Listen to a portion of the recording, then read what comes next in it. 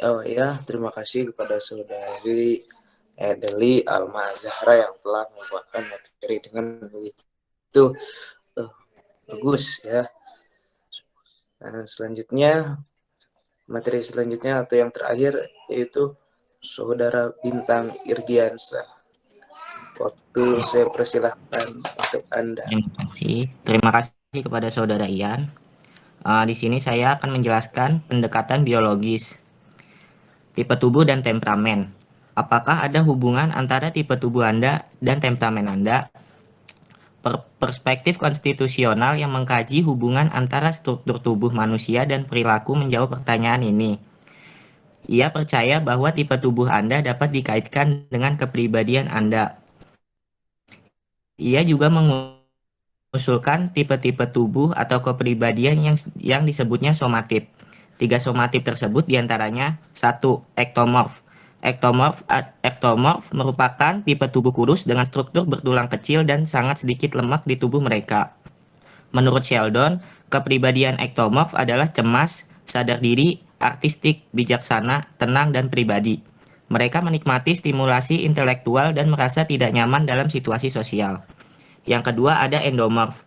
Endomorf adalah kebalikan dari ektomorf. Endomorf sendiri memiliki bahu yang sempit dan pinggul yang lebar, serta membawa lemak ekstra di tubuh bulat mereka.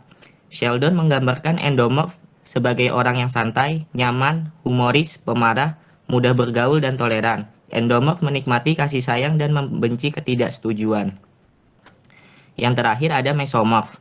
Mesomorf merupakan tipe tubuh yang berada di antara ektomorf dan endomorf. Mesomorf memiliki struktur tulang yang besar, otot yang terdefinisi dengan baik, bahu yang lebar, pinggang yang sempit, dan tubuh yang menarik dan kuat. Menurut Sheldon, mesomorf adalah petualang, tegas, kompetitif, dan tak kenal takut. Mereka ingin tahu dan senang mencoba hal-hal baru, tetapi mereka juga bisa menjadi menjengkelkan dan agresif. Uh, ini ada contoh gambar dari tipe-tipe tubuh endomorf, mesomorf, dan ektomorf. Bisa dilihat sendiri teman-teman. Yang selanjutnya ada teori sifat. Ahli teori sifat percaya bahwa kepribadian dapat dipahami melalui pendekatan bahwa semua orang memiliki sifat tertentu atau cara berperilaku yang khas. Apakah Anda cenderung mudah bergaul atau pemalu, pasif atau agresif, optimis atau pesimis, moody atau pemarah? Gordon Allport menemukan 4.500 kata dalam bahasa Inggris yang dapat menggambarkan orang. Dia mengorganisir ciri-ciri kepribadian ini ke dalam tiga kategori. Yang pertama, ciri-ciri utama atau sifat kardinal. Ciri-ciri utama tidak terlalu umum. Hanya sedikit orang yang memiliki kepribadian yang didominasi oleh satu sifat. Sebaliknya, kepribadian kita biasanya terdiri dari banyak sifat-sifat. Sifat kardinal ini adalah sifat-sifat obsesi yang jarang terjadi tetapi merupakan sifat yang mendominasi dan membentuk perilaku seseorang. Misalnya nafsu atau obsesi yang berkuasa seperti kebutuhan akan uang atau ketenaran. Yang kedua, yang kedua ada ciri-ciri sekunder. Ciri-ciri sekunder adalah ciri-ciri yang tidak begitu jelas atau sekonsisten ciri-ciri sentral. Ciri-ciri ini hanya terlihat dalam keadaan tertentu, seperti kesukaan atau ketidaksukaan tertentu yang mungkin hanya diketahui oleh teman dekat. Misalnya, seseorang marah ketika orang mencoba menggelitiknya. Yang ketiga ada ciri-ciri sentral. Ciri-ciri sentral adalah kecenderungan sifat yang menjadi ciri seseorang dan menjadi titik pusat tingkah lakunya. Misalnya ambisius, jujur, senang berkompetisi, dan lain-lain. Masih membahas teori sifat. Ahli teori sifat berusaha menjelaskan kepribadian kita dengan mengidentifikasi karakteristik stabil dan cara berperilaku kita. Mereka telah mengidentifikasi dimensi penting dari kepribadian. Model 5 faktor adalah teori sifat yang paling banyak diterima saat ini. Kelima faktor tersebut adalah keterbukaan, kesadaran, ekstroversi, keramahan, dan neurotisme. Cara yang membantu untuk mengingat ciri-ciri tersebut adalah dengan menggunakan mnemonik Ocean. Dalam model 5 faktor, setiap orang memiliki masing-masing sifat, tetapi sifat-sifat itu muncul di sepanjang spektrum.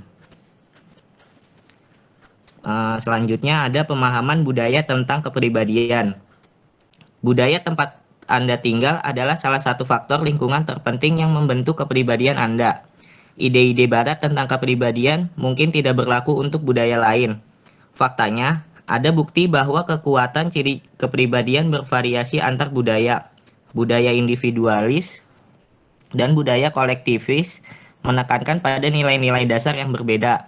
Orang-orang yang hidup dalam budaya individualis cenderung percaya bahwa kemandirian, persaingan, dan pencapaian pribadi itu penting. Orang yang hidup dalam budaya kolektivis menghargai harmoni sosial, rasa hormat, dan kebutuhan kelompok di atas kebutuhan individu. Ada 3 pendekatan yang dapat digunakan untuk mempelajari kepribadian dan konteks budaya.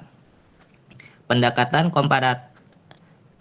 komparatif budaya, pendekatan pribumi, dan pendekatan gabungan yang menggabungkan kedua elemen dari kedua pandangan tersebut. Nah, di sini ada pemahaman budaya tentang kepribadian. Di sini ada contoh personal orang Amerika. Bisa dilihat yang berwarna biru, peneliti menemukan 3 kelompok kepribadian regional yang berbeda di Amerika Serikat. Kalau yang di biru itu orangnya cenderung santai dan stabil secara emosional. Kalau yang di hijau ini ada sifatnya stres dan mudah tersinggung. Terus yang di kuning ada sifatnya mudah tertekan. Selanjutnya penilaian kepribadian. Kepribadian tes adalah teknik yang dirancang untuk mengukur kepribadian seseorang. Mereka digunakan untuk mendiagnosis masalah psikologis serta menyaring kandidat untuk kuliah dan pekerjaan. Jadi biasanya kan kalau kita mau masuk kuliah atau masuk kerja tuh ada tes psikotes. Nah, itu tuh tes kepribadian itu. Ada 2 jenis tes kepribadian, inventaris laporan diri dan tes proyektif. Minnesota Multi-Basic Personality Inventory atau yang disingkat MMPI adalah salah satu inventaris laporan diri yang paling umum. MMPI menanyakan serangkaian pertanyaan benar atau salah yang dirancang untuk memberikan profil klinis individu. Tes proyektif juga menggunakan gambar ambigu atau rangsangan ambigu lainnya untuk menilai ketakutan, keinginan, dan tantangan bawah sadar individu. Tes Inkblot, Rorschach, PAT, RISB, dan CTCB adalah semua bentuk tes proyektif.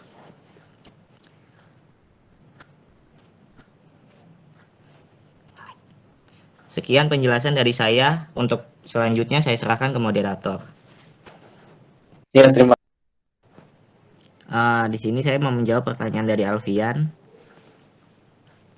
Boleh?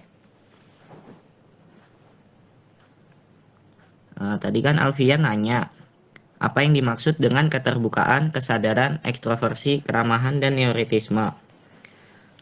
Maksud dari keterbukaan di sini adalah orang yang memiliki sifat ini cenderung menunjukkan keterbukaan terhadap sesuatu yang baru. Semakin tinggi skor keterbukaannya, semakin tinggi pula rasa penasaran dan menyambut hal baru terhadap hal asing. Menjadi orang yang tertutup di sini juga belum tentu buruk. Artinya kamu lebih berhati-hati dan skeptis terhadap hal baru. Yang berikutnya ada kesadaran. Kesadaran di sini maksudnya adalah menunjukkan ketelitian, disiplin, dan rapi. Tingginya skor kesadaran mencerminkan diri yang bisa diandalkan dan cakap.